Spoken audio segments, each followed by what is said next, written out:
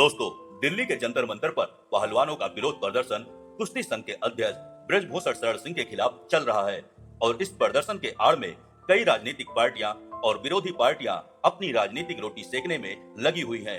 अब का माहौल देखकर यह कहना गलत नहीं होगा कि यह आंदोलन अब अपने वास्तविक मुद्दे से हटकर एक राजनीतिक रंग ले चुका है, जो कहीं न कहीं पहलवानों के मनोबल और उनके आंदोलन को कमजोर कर रहा है। क्योंकि जो देश विदेश की जनता पहलवानों के साथ खड़ी नजर आ रही थी, वो धीरे धीरे अब इनसे दूर जा रही है और इसके पीछे एक नहीं, दो नहीं, बल्कि ऐसे 10 कारण है कि जनता जो इन पहलवानों के साथ दिल से जुड़ी थी, अब इस प्रदर्शन से दूर क्यों जा रही है और क्यों आंदोलन कमजोर पड़ रहा है। आइए विस्तार से इस पर चर्चा करेंगे। दरअसल ये आंदोलन आज के 4 महीने पहले जनवरी में शुरू हुआ था। तब पहलवानों ने कुश्ती संघ के अध्यक्ष पर यौन शोषण का आरोप लगाया था। तब इस खबर को लेकर पूरा देश चकित रह गया था और एक सुर में पूरा देश अपने गोल्ड मेडलिस्ट पहलवानों के पक्ष में खड़ा नजर आया था। फिर कुछ दिन बाद अचानक से आंदोलन बंद हो गया। ऐसा इसलिए हुआ क्योंकि पूरे मामले की जांच के लिए एक कमेटी बनाई गई थी और एक निश्चित समय के बाद उस कमेटी को अपना रिपोर्ट देना था, जिसमें क्या सच है और क्या झूठ है ये बात पता चल जाता। इस कमेटी में पहलवानों की सहूलियत के लिए इनके ही रिकमेंडेशन से 2 मेंबर इनके ही उस कमेटी में बैठाए गए थे और कमेटी का रिपोर्ट आता इससे पहले ये दोबारा धरने पर बैठ गए और कमेटी की रिपोर्ट को खारिज कर दिया। अब उन 10 कारणों पर एक एक करके चर्चा करते हैं कि क्यों आंदोलन कमजोर पड़ रहा है। जिसमें से पहला कारण है, शुरुआती धरने के दौरान पहलवानों ने कहा था कि हमें कोई राजनीतिक सपोर्ट नहीं चाहिए, हमें कोर्ट और कानून पर पूरा भरोसा है, जो उनका फैसला आएगा वो हमें मंजूर होगा। लेकिन फिर राजनीतिक हुजूम इस कदर हावी हुआ कि असल मुद्दा कहीं ना कहीं दब सा गया और इसके पीछे कारण ये दे रहे हैं कि ब्रजभूषण के खिलाफ रिपोर्ट नहीं लिखी जा रही थी, एफआईआर नहीं दर्ज हो रहा था। तो एफआईआर इसलिए नहीं दर्ज हो रहा था क्योंकि कमेटी में जब ब्रजभूषण के खिलाफ कोई सबूत नहीं मिल रहा था, तो इसीलिए दिल्ली पुलिस उनके खिलाफ कोई भी एफआईआर नहीं दर्ज कर रही थी।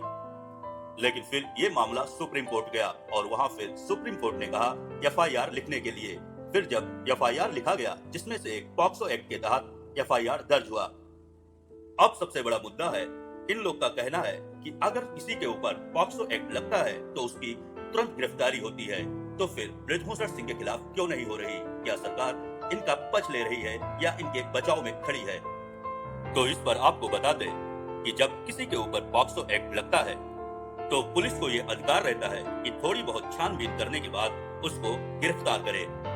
लेकिन जब शुरुआत में कमेटी गठित हुई थी तो ब्रजभूषण के खिलाफ कोई भी सबूत न पेश कर पाने के कारण पहलवानों को अफसोस करके रह जाना पड़ा था। और फिर जब कोई ठोस सबूत ब्रजभूषण के खिलाफ नहीं पेश कर पा रहे हैं, या फिर वो 7 बच्चियां जिसमें से एक नाबालिग लड़की है जिसके साथ यौन शोषण हुआ, वो भी गवाही देने के लिए नहीं आ रही है, तो फिर किस आधार पर दिल्ली पुलिस ब्रजभूषण को गिरफ्तार करती? क्योंकि पहलवानों के पास ना ही कोई गवाही बचा और ना ही कोई सॉलिड सबूत जिसके आधार पर ब्रजभूषण के खिलाफ कार्रवाई की जा सके। दूसरा कारण है प्रदर्शन में आजादी के नारे लगना, ब्राह्मणवाद से आजादी। और ऐसे नहीं, बहुत सारे देश विरोधी नारे वहां लग रहे हैं जो कहीं ना कहीं आंदोलन को प्रत्यक्ष या अप्रत्यक्ष रूप से कमजोर कर रहे हैं। तीसरा कारण है विनेश फोगाट का बार बार अपना बयान बदलना। वो शुरू में कह रही थी कि हम लोग कुछ खिलाड़ियों का रिप्रेजेंटेशन बनकर यहाँ बैठे हैं, उनका शोषण हुआ था, उसकी आवाज बनकर हम यहाँ बैठे हैं। फिर उसके बाद इन्होंने कहा कि हम लोग के साथ भी शोषण हुआ। फिर उन्होंने कहा कि ऐसे 100 लड़कियों के साथ हुआ है। फिर कहा 1000 लड़कियों के साथ ऐसा हुआ है। ये सब बातें देखने के बाद लोगों का ये मानना था कि जब खुद विनेश फोगाट अपनी बात पर कॉन्फिडेंट नहीं है तो लोग इनकी बातों पर क्यों भरोसा करें। तीसरा पॉइंट है कि आज के 2 साल पहले तक 2021 और 22 में भी जो पहलवान साक्षी मलिक, दिनेश फोगाट और बजरंग पुनिया नेताजी यानी कि ब्रजभूषण शरण सिंह का तारीफ कर रहे थे, उनके एहसानों के गुणगान गा रहे थे कि कैसे उन्हीं के बदौलत कुश्ती आज इतने ऊंचे स्तर पर पहुंची है, विदेशों में, पूरे देश में नाम रोशन कर रही है, इतने सारे गोल्ड मेडल आ रहे हैं और ब्रजभूषण के ही कृपा से हम लोग का कैरियर बहुत ऊंचाइयों पर गया। ऐसे न जाने कितने कसीदे ब्रजभूषण के तारीफ में पढ़ रहे थे और यही पहलवान आज 3-4 महीने बाद बिल्कुल उनके खिलाफ हो गए। ये बातें कहीं ना कहीं लोगों को रास नहीं आ रही हैं, क्योंकि पहलवानों का कहना है कि ये यौन शोषण और दुर्व्यवहार 2012 से ही चला आ रहा है। तो फिर अगर ऐसा था तो आप ब्रिजभूषण सिंह के खिलाफ नहीं उतरते, ये हम मान सकते थे, क्योंकि वो बाहुबली और दबंग है, वो कुछ भी कर सकते थे। लेकिन आप पहलवान लोग जिस तरीके से उनके साथ पारिवारिक रिश्ता रखते थे, उनके मैरिज फंक्शन में जाना, खुशी खुशी उनके परिवार के साथ समय व्यतीत करना, ब्रिजभूषण सिंह के रिश्तेदारी में जाना या फिर उनके परिवार का अभिन्न हिस्सा बनना, या फिर अपने शादियों में ब्रिजभूषण सिंह को पिता तुल्य का दर्जा देकर उनको सर्वप्रथम न्योता देना, ये सब बातें कहीं ना कहीं लोग देखते हैं तो कहते हैं कि अगर इतना सब कुछ हो रहा था इन लोग के साथ, तो कोई आदमी कैसे इतना ज्यादा फैमिलियर हो सकता है।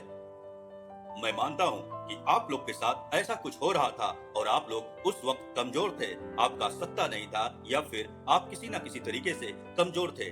तो ऐसा भी हो सकता था कि आप भले ही ब्रिजभूषण के सपोर्ट में ना जाएं, उनके फैमिली, उनके फंक्शन, अपने फंक्शन में ना बुलाएं ब्रिजभूषण को, तो कम से कम चुपचाप रह सकते थे और एक समय आने पर उनको फंसाया जा सकता था।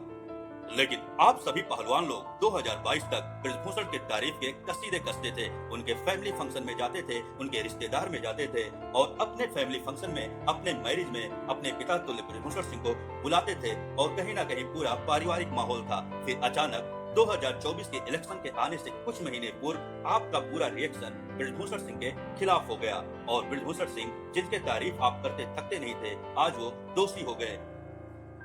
मैं यहाँ ब्रिजभूषण सिंह के पक्ष में बात नहीं कर रहा हूँ, लेकिन आपका रवैया देखने के बाद, आपके सारे एविडेंस देखने के बाद, मैं ही क्या पूरा देश आपके खिलाफ या आप पर शक की नजर जरूर रखता है। तीसरा पॉइंट है विनेश फोगाट का ये कहना कि हमें किसी पर यकीन नहीं है, बस हमें सिर्फ और सिर्फ खाप पंचायत पर यकीन है, मतलब उनके लिए सुप्रीम कोर्ट और बाकी सारी चीजें बेकार हैं। ये कहीं ना कहीं देश को, देश के लोगों को आहत करती हैं। चौथा पॉइंट है साक्षी मलिक और बजरंग पुनिया का कहीं ना कहीं ब्रिजभूषण सिंह के समर्थन में उनके तारीफ के कसीदे पढ़ना, उनके सपोर्ट में, उनके तारीफ में ट्वीट करना, और ये आप वीडियो और ट्वीट देख सकते हैं। पांचवा पॉइंट है ये आंदोलन अब मेन मुद्दे से हटकर कहीं ना कहीं एक जाट वर्सेस राजपूत की लड़ाई में बदल चुका है। ये पहलवान कहीं ना कहीं इसको जाट जात का रंग दे रहे हैं और सोच रहे हैं कि जितनी ज्यादा पब्लिक हमारे साथ में आएगी, जितना उपद्रव मचवा देंगे, उतना ही हमारा जल्दी सुनवाई होगा। लेकिन ये भूल रहे हैं कि सब कुछ एक प्रक्रिया के द्वारा होगा, एक कानून के तहत होगा। इनके उपद्रव मचाने से या इनके कुछ भी करने से कुछ नहीं होने वाला। सातवां पॉइंट है राकेश टिकैत और किसान आंदोलन का इतना ज्यादा उग्र होना। इनकी अराजकता और दुर्व्यवहार कहीं ना कहीं देश की जनता की भावनाओं के साथ साथ दिल्ली वासियों के रहन सहन और उनके आवागमन के अवरोध के साथ साथ पहलवानों के धरना को भी कमजोर कर रहा है, क्योंकि देश पहले देख चुका है कि राकेश टिकैत का गैंग कैसे पिछले साल 13 महीने का धरना करके पूरे दिल्ली में आगजनी और खुराफात का माहौल पैदा कर दिया था। और इनके किसान आंदोलन से 80 से 90% किसानों को डायरेक्ट नुकसान हुआ। सिर्फ 10% किसान जो कोल्ड स्टोरेज के मालिक थे, उन्हीं को कहीं ना कहीं फायदा नजर आया।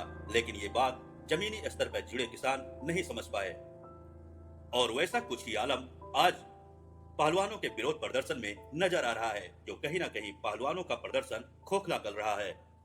आठवां पॉइंट है धीरे धीरे करके अब बिहार, महाराष्ट्र, केरल, तमिलनाडु, हर जगह के रेसलर, हर जगह के पहलवान धीरे धीरे ब्रिजभूषण सिंह के सपोर्ट में उतर रहे हैं और वो किस तरह के ब्रिजभूषण सिंह के सपोर्ट में बता रहे हैं कि उनकी वजह से हम लोग को धीरे धीरे मौका मिल रहा है और कुश्ती बहुत आगे गई है, और अगर ब्रिजभूषण सिंह ना होते तो हम लोग आज जिस स्तर पे आए हैं वो भी ना पहुंच पाते। नौवां और सबसे अहम बिंदु है ब्रिजभूषण सिंह ने जो खेल में बदलाव किए, नियम में बदलाव किए कि सबको, चाहे वो इंटरनेशनल खिलाड़ी हो, नेशनल खिलाड़ी हो, एक प्रक्रिया के तहत फॉलो करके आपको आगे बढ़ना है। आप अगर अगला गेम खेलने जा रहे हैं तो कहीं ना कहीं अपने से छोटे स्तर के खिलाड़ियों को हराना होगा या फिर उनसे मुकाबला करना होगा। आप उनसे जीतते हैं तो फिर आगे जाकर आप नेशनल या इंटरनेशनल खेलेंगे।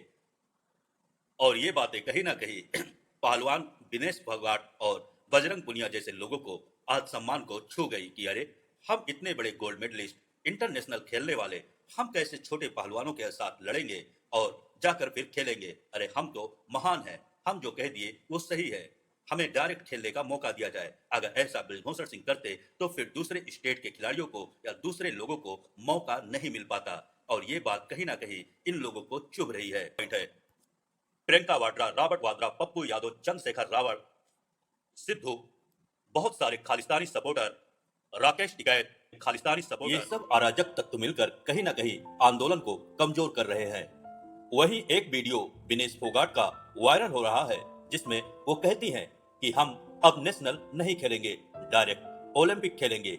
ये वीडियो कहीं ना कहीं ब्रिजभूषण सिंह के समर्थन में बहुत सटीक बैठ रहा है, क्योंकि उन्होंने जैसा नियम बनाया था उसके उल्लंघन में विनेश फोगाट ने आखिरकार ये बात कह ही दी, जो बहुत लोगों को रास नहीं आ रही है।